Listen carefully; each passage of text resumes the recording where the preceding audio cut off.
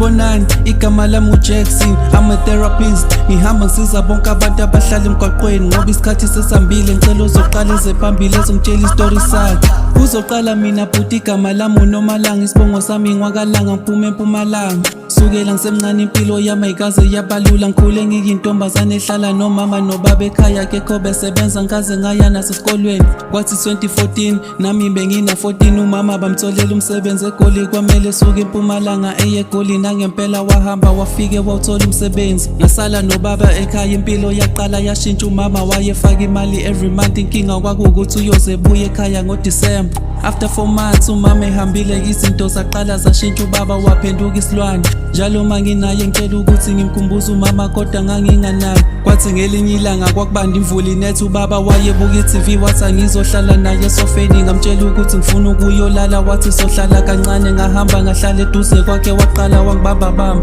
ngambuza ukuthi baba wenzani, wathi beka umoya phansi ngoba ngeke ngikwenze lutho, kodwa waqhubeka ngithinta ngasukuma, wangidonsa ngendluzulu, wase ngihlale phansi. Wathi yena akazwani nengane edelelayo, ngambuza ukuthi baba ngenzeni, wangitshela ukuthi ngithula sambe siye ekamereni. Ngamtshela ukuthi angiyi lapho, wangibamba wangidonsa wangifaka ngenkani ekamereni ngingathandi, wangiphosa embhedeni wakhipha isibhamu, wathi angivula amathanga, ngakoloza wangibamba ngenkani, lapho ngiyakhala kanendaba. Waqala wenza into yakhe, ngamtshela ukuthi baba uyangilimaza, wathi angithula useyaqeda, ngavele ngaquleka ngavuka eseqedile. Wangitshela ukuthi ngingatsheli umuntu ukuthi kwenzakaleni, ngoba ngatshela umama uzosibulala sobabili. Ngaqala lapho ngafuna ukuzibulala, kodwa ngangisaba.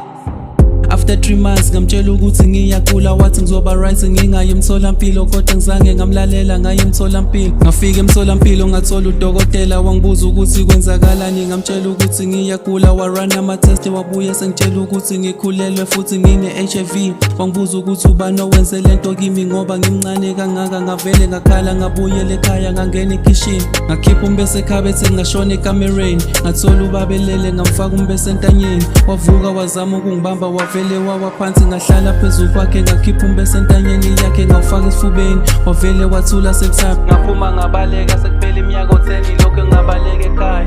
Khumbula umama, ngiyathemba ukuthi usaphila manje, sengiyiphara le ntombazane bengicela ningisize, ngifuna ukubuyela ekhaya. Ngangingena choice, ubaba wayehlukumeza, ubaba wayenginukubeza, ubaba wayephenduka isilwane.